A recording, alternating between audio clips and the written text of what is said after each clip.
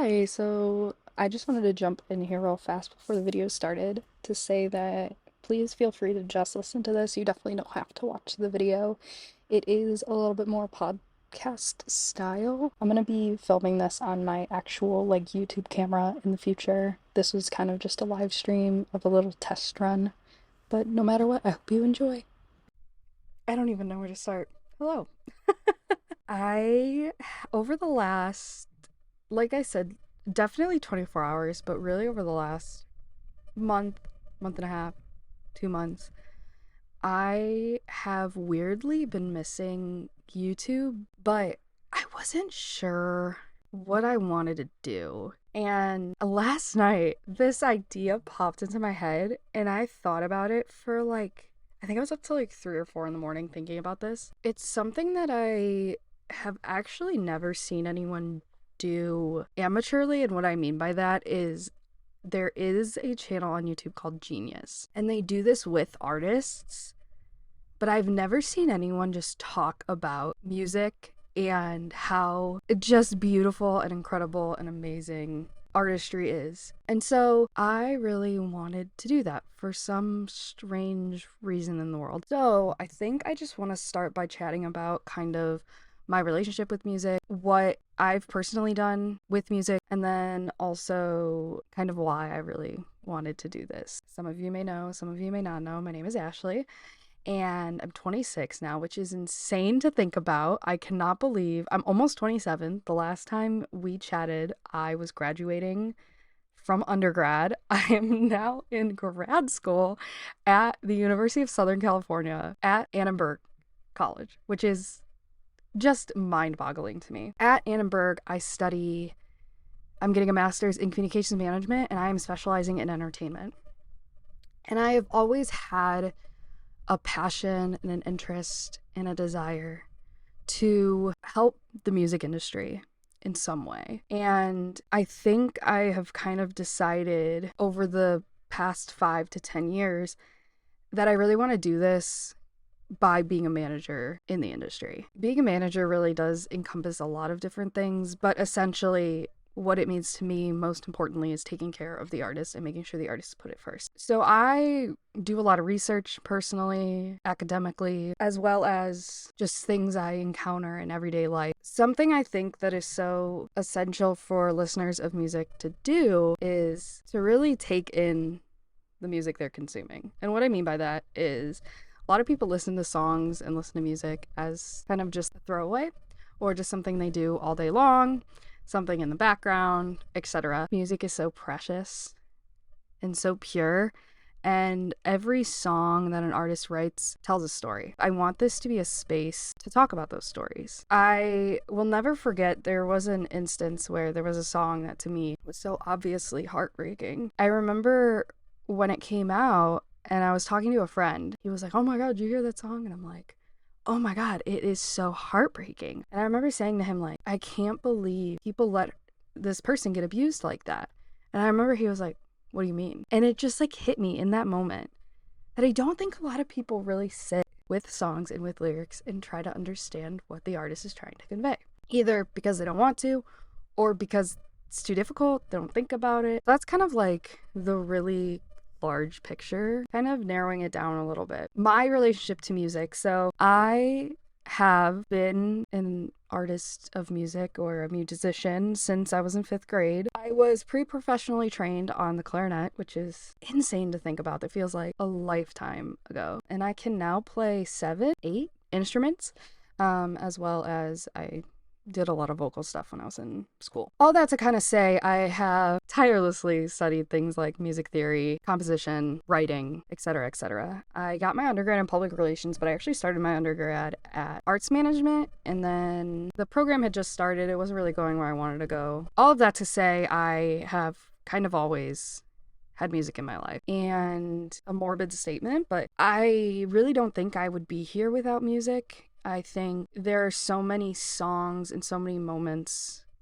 that I think a lot of people can relate to this on a certain extent. There have been certain lyrics, certain melodies, certain songs specifically that have really continued on the next minutes of life. And I think this is kind of like a love letter to music, to the artistry, the storytelling of all the beautiful artists out there whose work and whose tireless efforts don't always go completely noticed.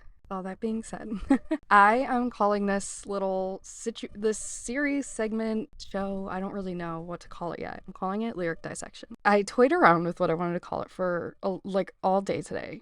And for some reason, this just kept coming up in my head that I wanted to call it Lyric Dissection. I wanted to call it Lyric Dissection. I think the word dissection is kind of off-putting, and I tried to keep thinking of a nicer word, a more palatable word, and then I kind of came to the realization that it's sort of perfect because nothing about music is simple or easy. A lot of music writing and a lot of lyric writing and a lot of that whole process is sometimes extremely traumatizing, is very cathartic, is very difficult, heartbreaking. It's revisiting a lot of moments that a lot of people would rather ignore. These artists and these writers do this to give people something to relate to hold on to feel less alone. I think it's really important to talk about how someone consumes songs. And it sounds so stupid to say that, but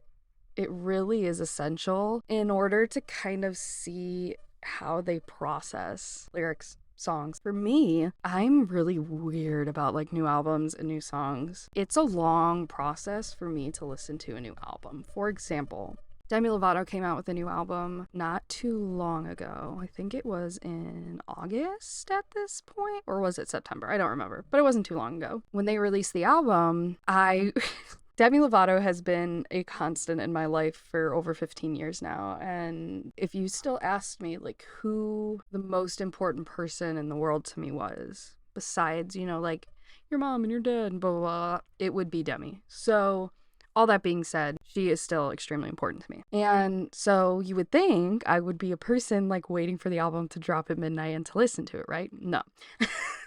I think it was a month to a month and a half after the album had already dropped when I finally listened to it. And the reason is I'm very particular when I listen to an album or song for the first time. I had actually heard a lot of the songs on TikTok before I even listened to the album. Like, for example, 29 went pretty viral on TikTok.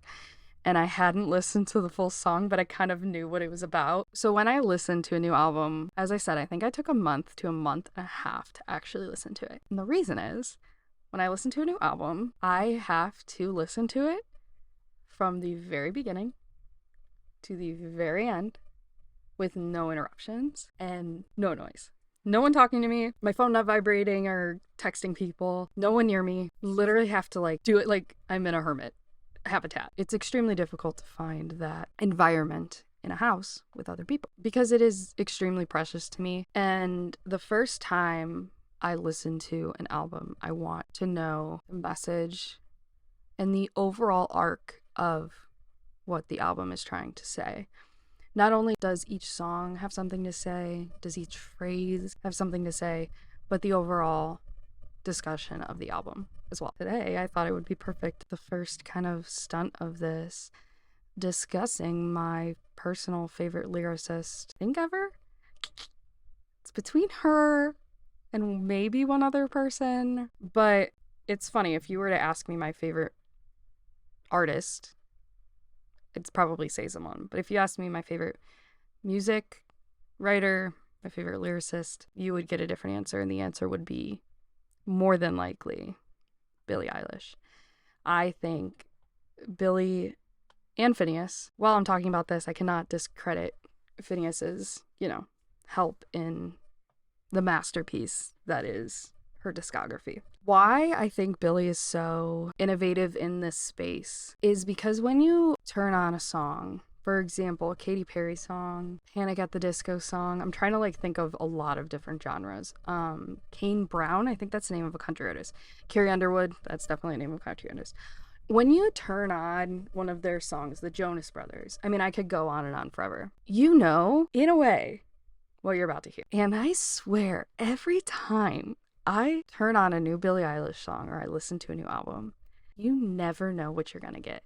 And there's something so special and difficult about that. But if you listen to all of her music together in one, like for example on Spotify, they have like the complete collection playlists. If you listen to the complete collection playlist on shuffle, it still all sounds like Billie Eilish. But every song is so dynamic and can stand on its own. Every album can stand on its own, but it fits so cohesively together. It's like the craziest thing. Truly, truly, truly, she is a genius, and I could talk about her crafting of her music and her lyrics forever. So because of this, I thought it would be perfect to start kind of this little rendezvous with, I would argue, her most well-known song from recent times, Happier Than Ever.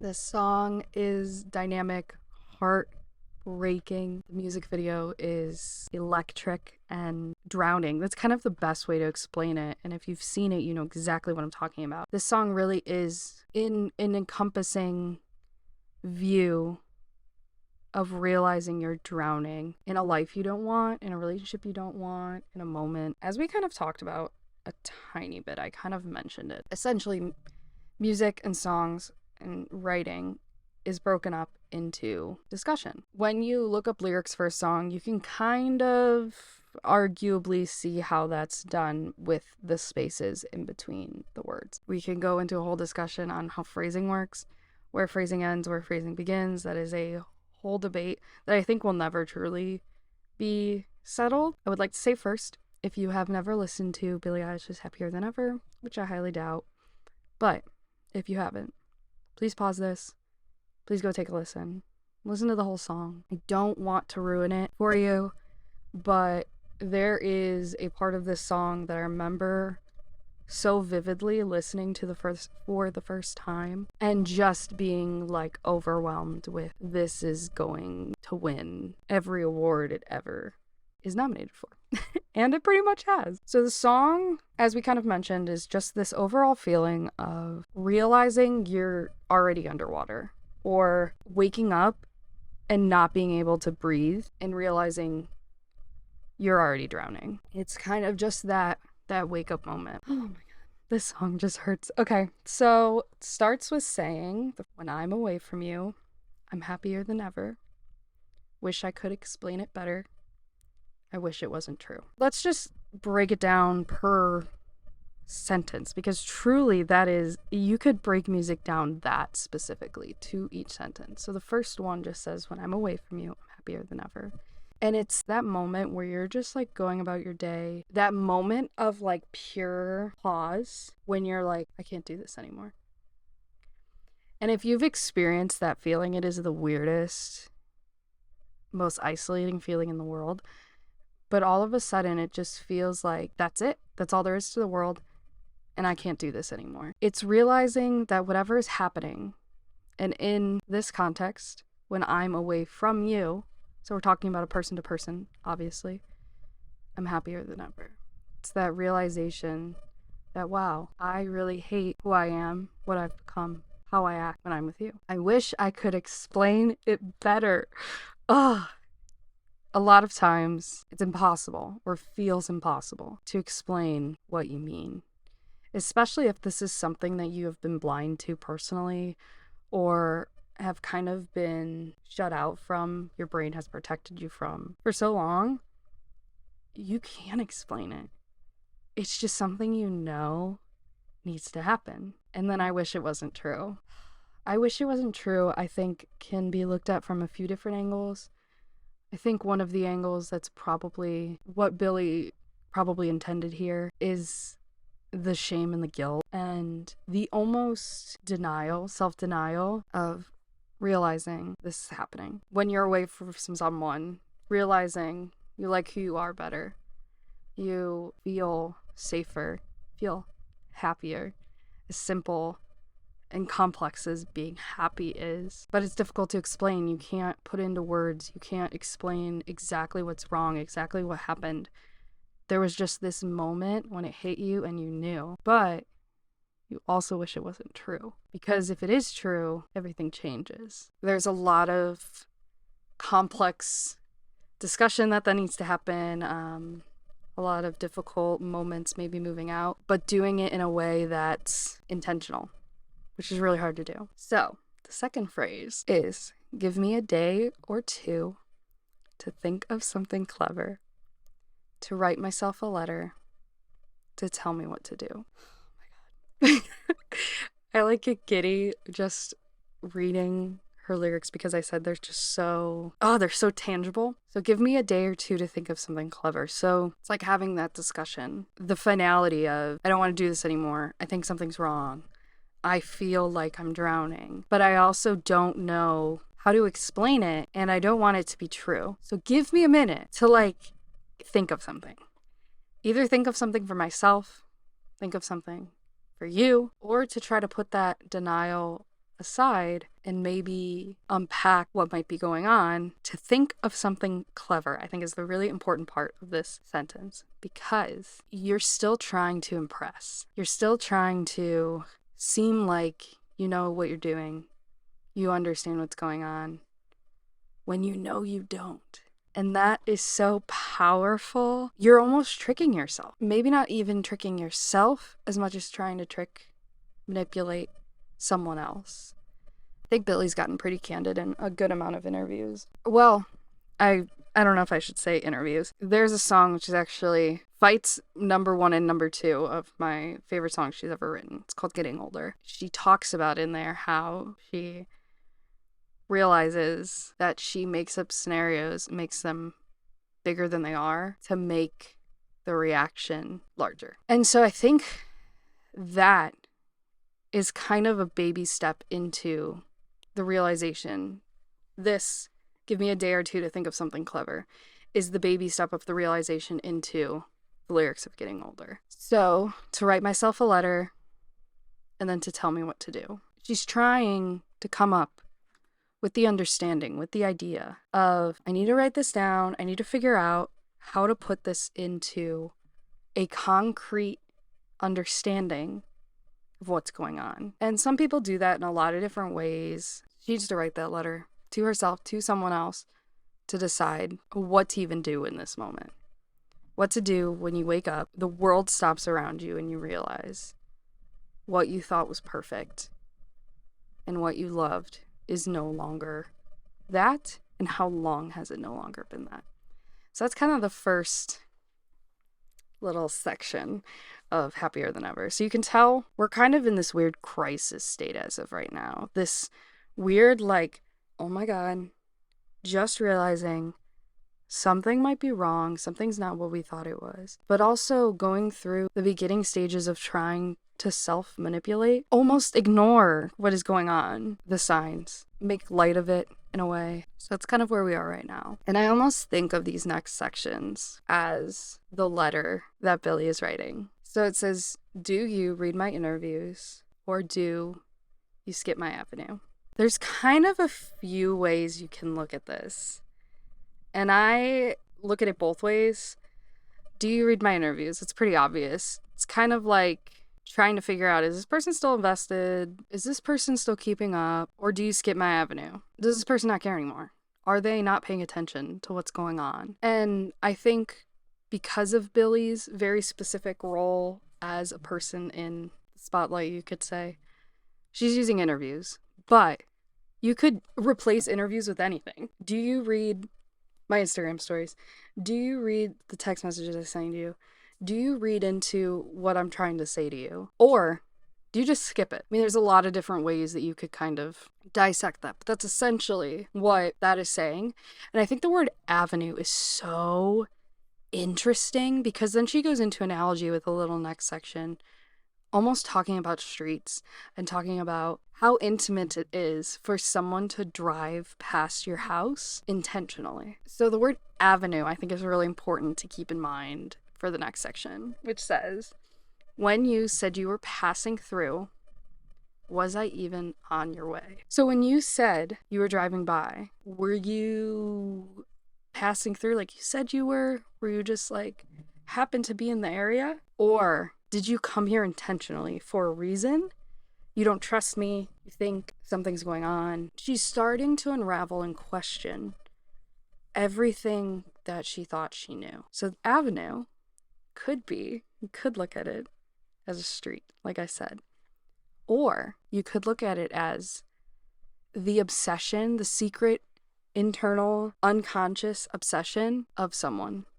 And what I mean by that is when you say that you're just passing through, sending things on Instagram, checking text messages. Did someone read it? Was it delivered? These small ways that people keep track of each other that we probably don't even realize is what we're doing. Were you doing it because you just happened to be on the app?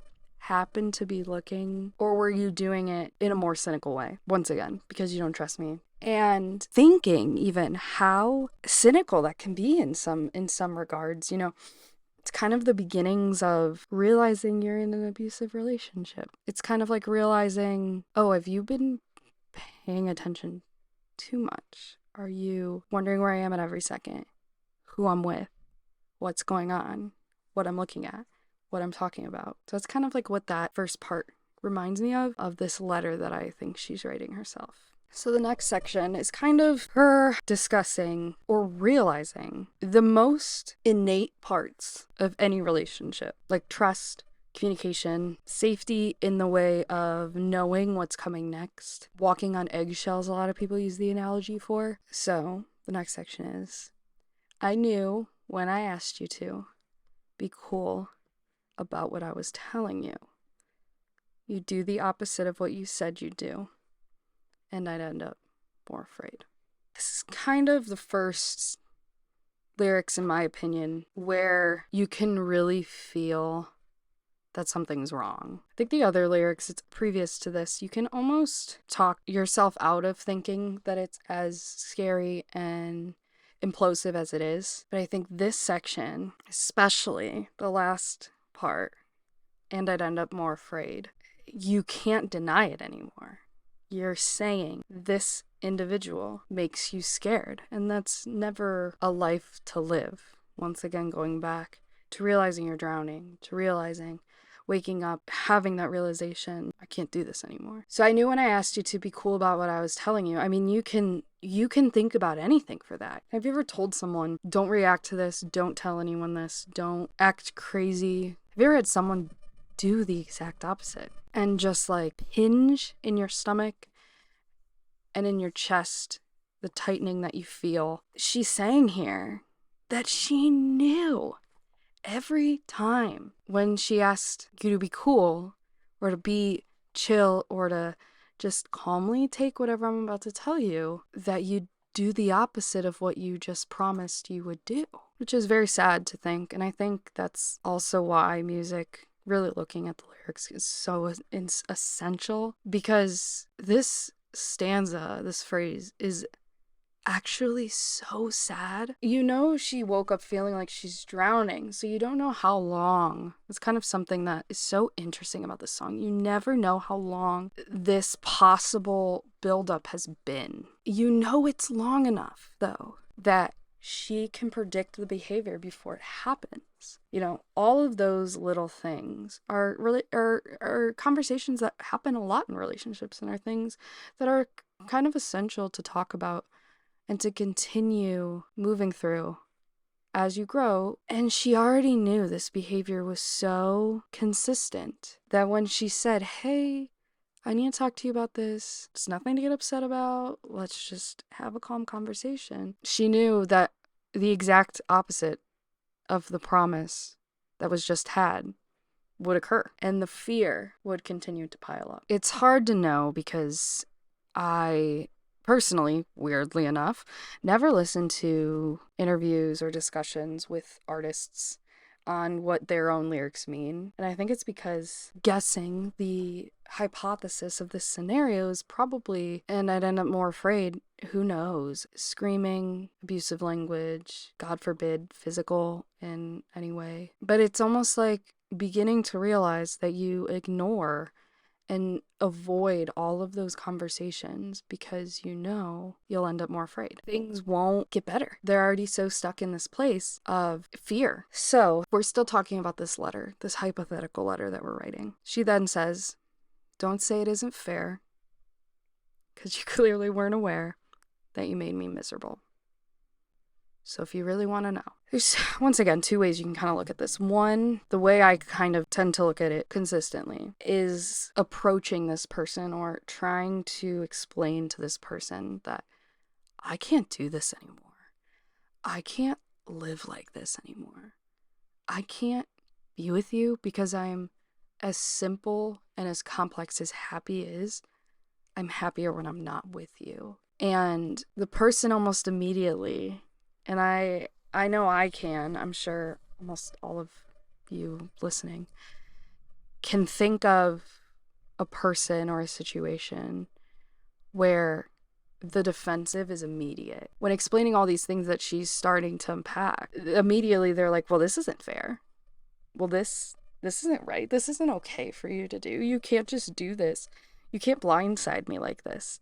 You can't expect me to think this is okay. You owe me the explanation. Because remember, I wish it wasn't true, but also give me a day or two to think of something clever to give you because I can't think of anything. I can't explain what I'm feeling right now. But it's saying, like, don't say this isn't fair. It's almost the beginning of standing up for yourself. Don't say this isn't fair. Don't say this isn't something you weren't expecting. Because it's very obvious that you didn't even realize what was going on. You didn't realize that you made me miserable. You didn't realize that I hated being with you. I hated the life that we've created. You just haven't been able to grasp that. But if you really would like to know, it's almost like turning on the offensive in a way. Kind of turning and saying, I am already so stuck in where I am. I'm already so stuck in this relationship. I'm already so stuck in this house.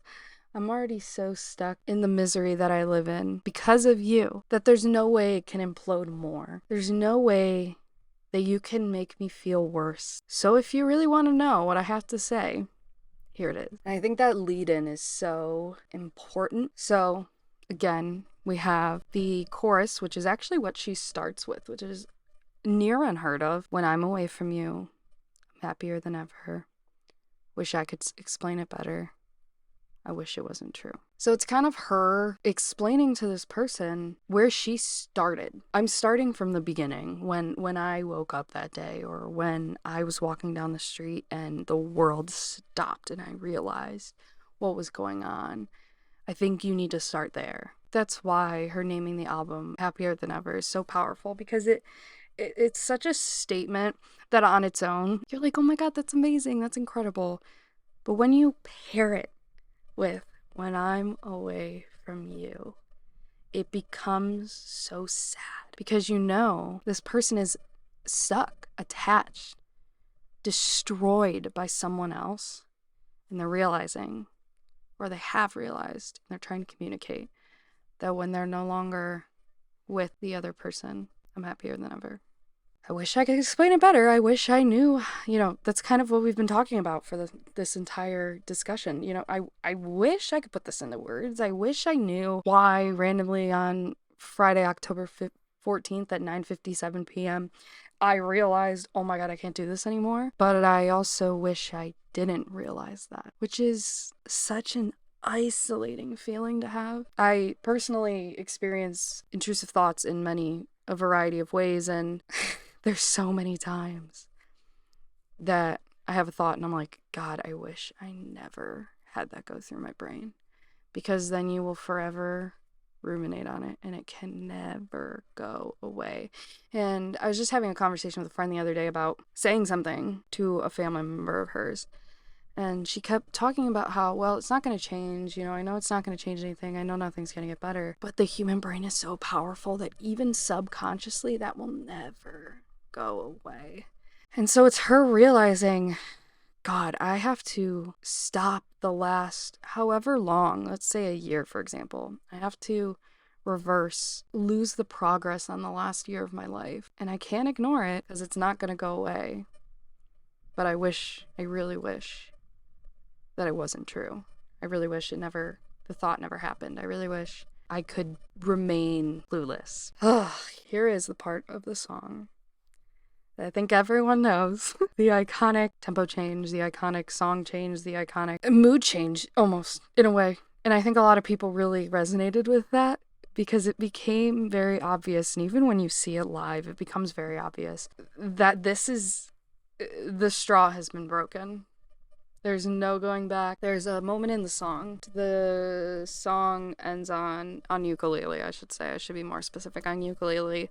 The I Wish It Wasn't True ends on a C chord.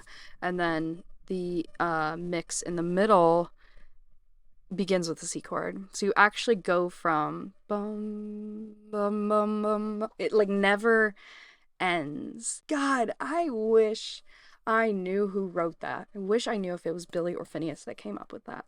Because that is so genius. The fact that you stay on the same chord and it goes from this drawn out, almost ending. You're almost finished. You feel like you've kind of had closure. Boom, boom, and then it starts again. And it feels like a train. And the train cannot stop. And if you've ever had an experience where all of a sudden, I know I have for sure, all of a sudden the rage comes and there's no stopping it. All of a sudden you have no more filter. You have no more ability to save this other person because you've realized that they haven't cared about you for you don't know how long. Going back to, do you read my interviews? Or do you skip my avenue? Do you pay attention? Do you ruminate in what I talk about? If you do you do it to an unhealthy amount? And so this next section is brilliant. And she just starts talking about all of these things off the top of her head that all of a sudden come flooding in and cause her so much pain. And God, I remember the first time I ever heard this. I so vividly remember hearing this phrase for the first time and being like, wow, I have never had someone put that into words before, but I have had this exact, well, not a Benz, but otherwise, this exact same scenario happened with someone I was with at once in my life. God, the fear. And it's very interesting because Billie has also talked about on numerous occasions in different interviews and things how she really doesn't drink and doesn't do drugs or anything. And I would love to pick her brain if this situation, the happier than ever situation, is why. Because I know that's why I'm so drug averse and stressed about people driving and drinking and all that kind of stuff. So anyway, oh my God, this stanza like hurt Stephen Reed. So it says, you call me again, drunk in your Benz, driving home under the influence. You scared me to death, but I'm wasting my breath because you only listen to your fucking friends. And it's hard. It's genuinely hard to convey if you've never experienced it, but I'm sure we can all come up with any situation where someone calls you, either as you pick up the phone and hear their voice, or as you see their name on your phone, you know something's wrong and you know something's not okay. It's almost like she picked it up, said hello, and she knew we're here again. And it's very, very, very, very, very powerful. And once again, why I would just love to pick her brain about if that's kind of what led to her aversion to recreational use of drugs and such. This is the first thing that pops into her brain when she says, like, fine, I'll tell you. If you really want to know, I guess I'll tell you. Since we're starting here, since I'm now blinding red with anger, the first thing that comes to her brain is, you've called me again. Again! This has happened again. You were drunk in your Benz, driving home under the influence. And I'm sure I would be wasting my breath to sit here and try to lecture anyone watching or listening to explain how ungodly dangerous for yourself and for others driving under the influence is. But also, when you are with someone and they do that, oh my God, there's so many complex emotions that go through your head so quickly. You're, first of all, deathly afraid that something's going to happen to them. Where are you? What's going on? Are you okay? Can you talk to me? Is talking to me going to make it worse? But also, like, what are you doing? This is happening again? I thought we've talked about this. I thought you knew how I felt about this, but you're doing it again. You had the disrespect for me to not only do it, but then to call me. As I said, from someone who has literally experienced this, it is such a complex situation. You scared me to death, obviously. Like I just said, it's terrifying. It's fucking terrifying.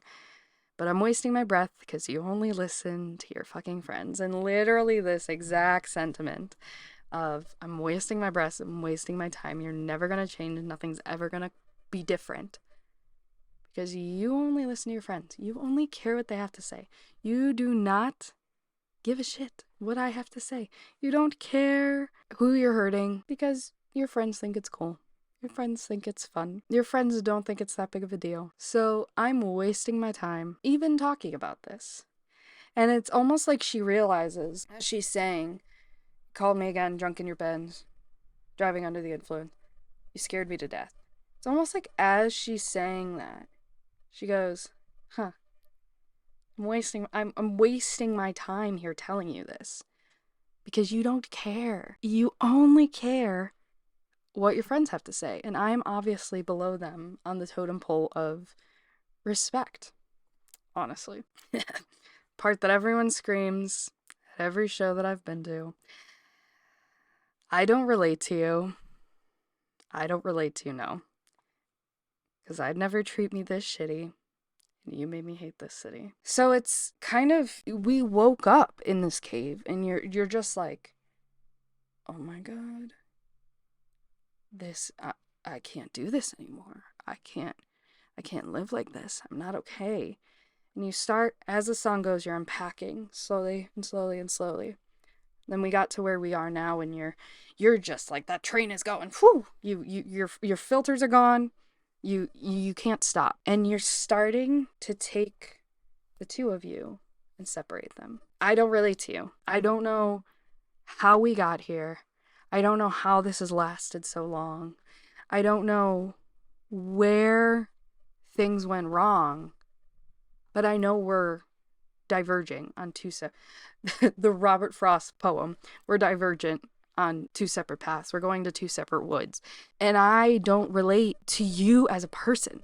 That is the concept of I don't know who you are anymore. You as an individual anymore so deeply that I can't even relate. The relate in this stanza is so underappreciated because relating to someone is like one of the easiest things to do. Anyone that you like, watch, listen to, look up to, friends, family. So, I mean, you could literally just name anything in the world. The first thing you do is you relate to something. That is like the most simple thing two humans can do. And she's saying, I can't even do that. I cannot even relate to you. Because I'd never treat me this shitty. You made me hate this city. To me, that's one of the most self-explanatory lyrics in the whole song. It's like she's on that train of just like pure anger and disappointment. She has now separated them because I don't even relate to you. So we aren't even like close together. We are so different and so far apart. And then it's realizing I didn't deserve this. I didn't decide that this happened. Like, this was done to me, and I would have never done this. I would never have treated myself like this. I would never, in a way, is weird. I just kind of like realized it's almost like saying I'd never let someone else treat me like this. It kind of goes back to that you realize one day randomly, oh my God, this is happening. but you were so blind to it before. You're realizing if you would have been aware of what was going on, you would have never let it happen. But it was done so quietly and so silently. It was done so manipulated that you weren't even able to see it coming. You weren't even able to realize its detriment. And you made me hate this city. I think anyone that has ever gone through something anywhere in the world can pretty much relate to that on any level. Once again, relating, the easiest thing to do. Every time I'm in this city, every time that I pass that restaurant, every time that I drive down that street, every time I visit, if it happens to be somewhere else, she just says, you made me hate this city. You assume it's Los Angeles because that's where she lives. It's where she's always lived her whole life, in California, but could have been somewhere. Could have been visiting somewhere and this all happened, You made me hate this city. Could have been freaking Cleveland, Ohio. I mean, we don't know. But wherever it is, that is now forever tainted and will never be the same. From there, remember, we're on this train of anger, right? It's never ending. To me, this is one of my favorite stanzas because it's actually extremely complex. And once again, this is why Billie's my favorite lyricist. Finneas as well, because the stuff they write, it sounds, when you're just listening to it, it sounds so simple and like, oh, this is about someone that was just mean and awful and no longer wanted to be in a relationship. But when you really sit and listen to it, which is, like I talked about in the beginning, why I listen to songs like I do, it is so complex. And she almost talks about the stages of grief in this. And here, she's talking about, like, I'm saving you. I never did anything or do anything now to ruin you. So she says, and I don't talk shit about you on the internet. Never told anyone anything bad. Because that shit's embarrassing. You were my everything. And all that you did was make me fucking sad. So it's saying, like, I don't talk about you.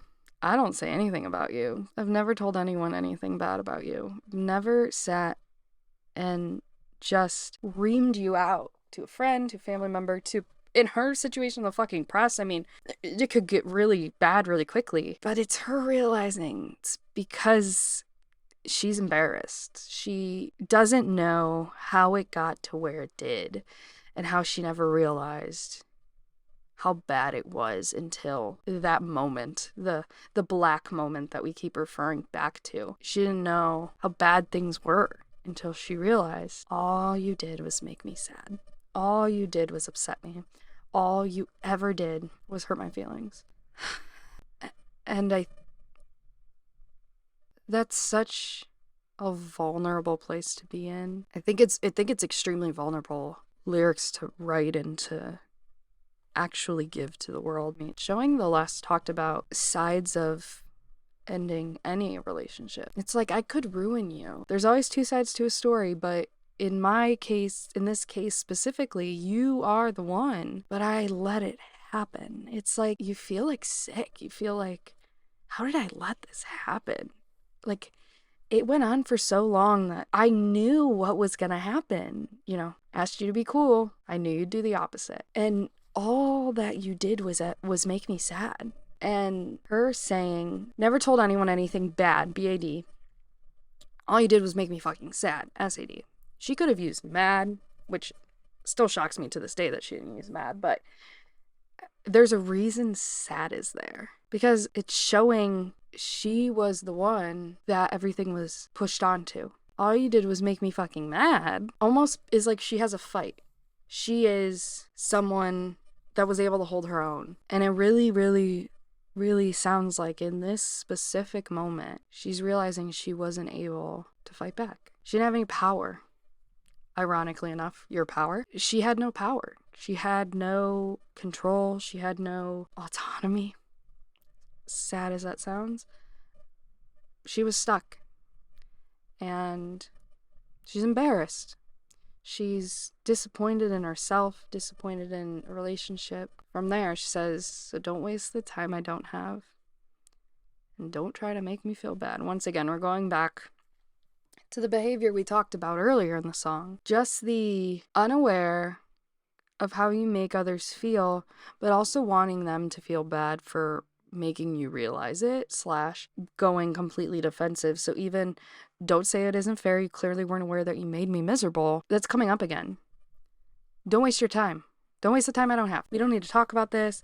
There's no reason to go into this right now. There's no reason to waste our time, waste my time. You've already ruined X amount of time that I have existed in this world that now I have to recover from. So I don't need to hear you speak. Don't waste the time because I don't have it. I already ruined all this time, and you could almost look at that extremely morbidly. And the only reason I really do say that is because I know at this time, 2018 and 2019ish, Billie's been very candid about some of the emotional things that she went through, and has talked about, being suicidal in her life. And you can almost morbidly look at that as, don't waste the time I don't have, because I don't know how much longer I can live with myself in this state, in this moment.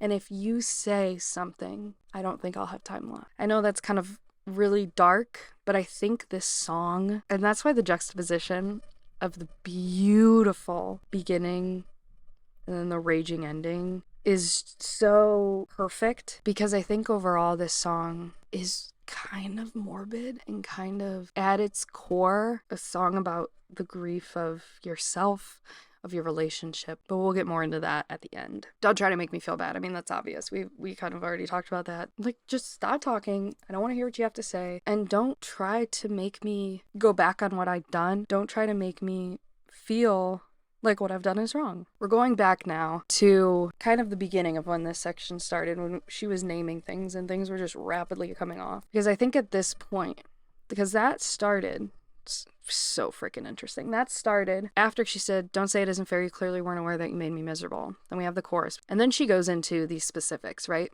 You call me again, you're drunk in your Benz, blah, blah, blah. She's back to like, hold on. Don't waste my time.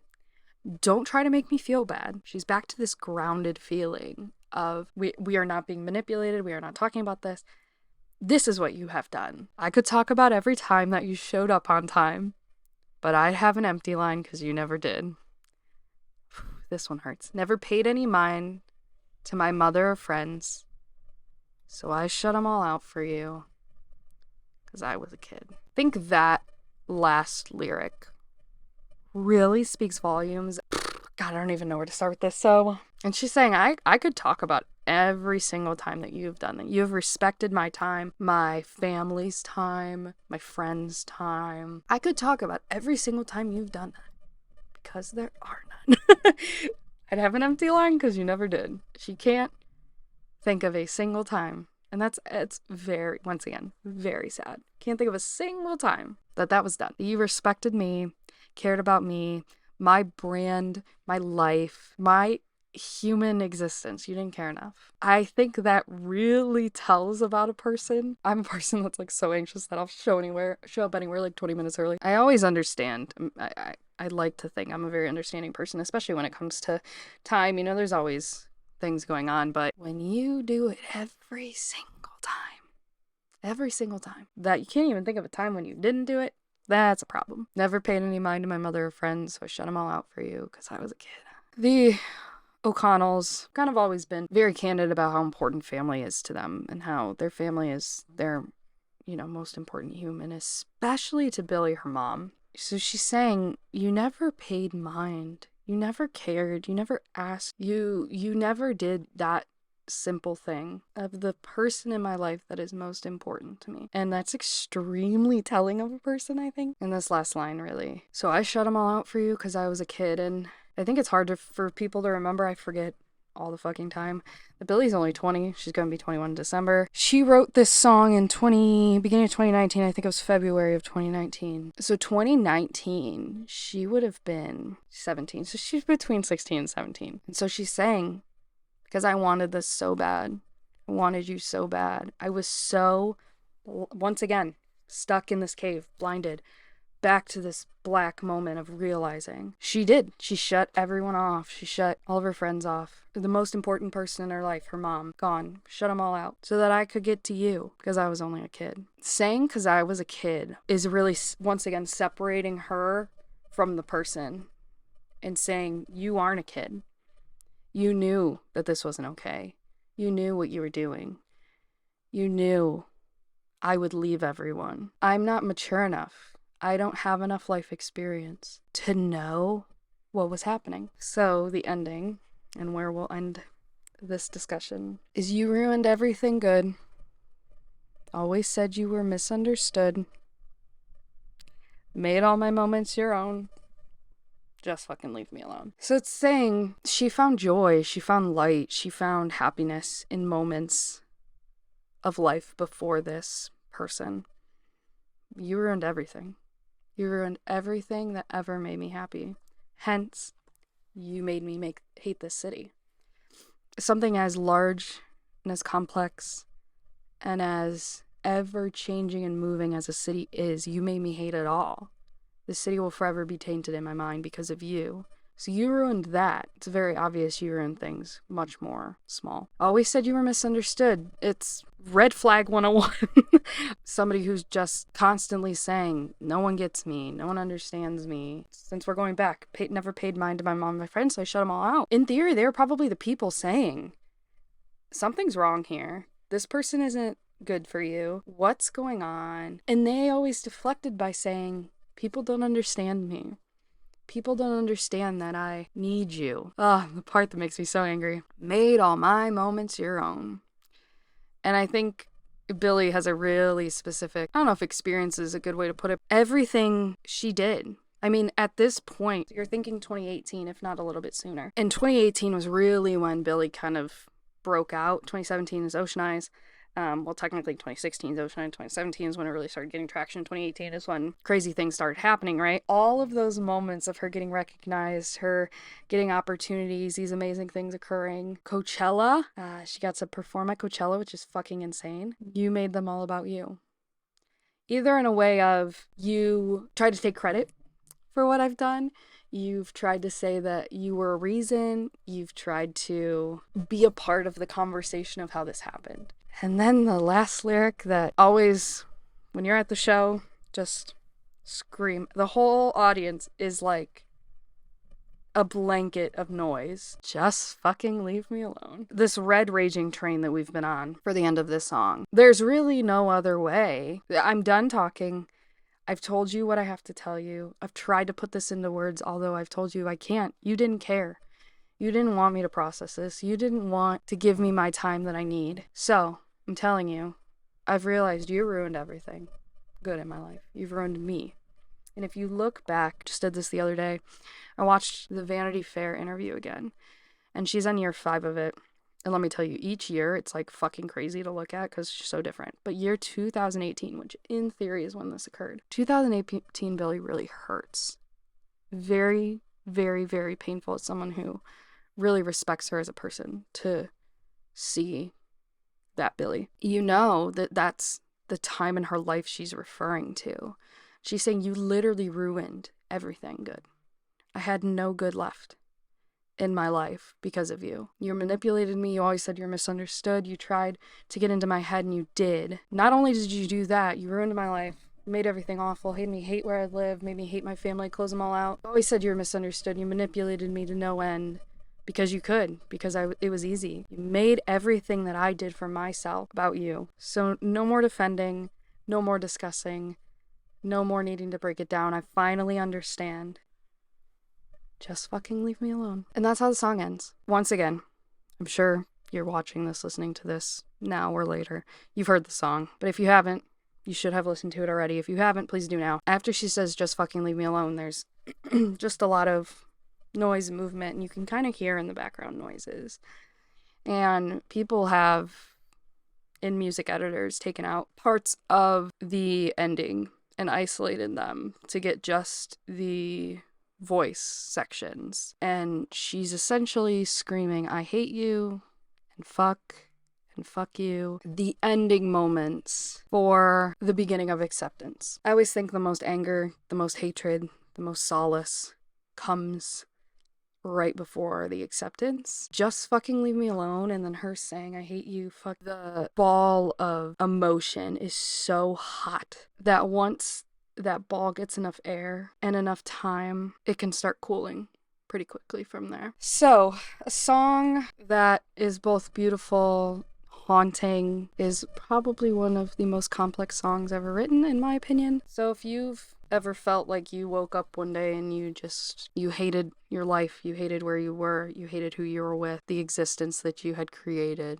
and you think it might have to do with something that's controlling you, driving you, manipulating you into believing a reality in a world that might not be true, and needing to unpack that, and the years and moments and the realizations along with that, Happier Than Ever is here for you. That's the end of this. Wow, that was definitely longer than I thought it would be. I also kind of knew it was going to be long because this song is just incredible. If you enjoyed this, please let me know. If there's any certain songs, any certain artists that you think I should do, please let me know.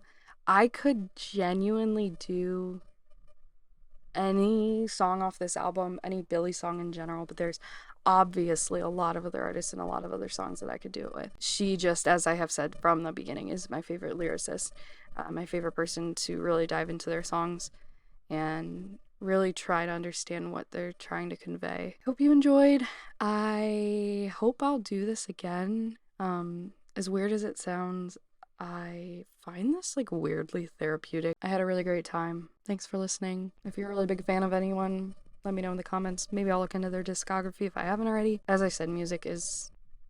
Yeah, I think I paused for a second, so I'm like, I don't know, it's kind of a big statement, but I think I would say music is the most important thing to me. I think that's why, as I've kind of started out this by saying the music industry is so important to me, and the state of the music industry as it currently lies really, really, really saddens me, and not the music, the treatment of the people in the industry. Yeah, I hope you enjoyed. Thanks again for anyone who watched this, listened to it, listened to my silly thoughts and rambles and all that good stuff. But I hope you enjoyed, and I hope you learned something. I hope next time you listen to a song, and it has to be a song that you... Here's the thing about dissecting song lyrics and understanding the meaning of a song. It can't be a song that you have already listened to a million times over, because you've kind of already tainted that song in your brain. That's why I'm so specific about when I listen to songs for the first time, how I listen to them. So when an artist you really love comes out with a new song, I hope this silly little project that I'm hoping to continue will help you or remind you to maybe get yourself into that quiet place and really listen and see what story they're trying to convey to you. Thanks to anyone, once again, that said hey, and I hope I will see you soon. Bye.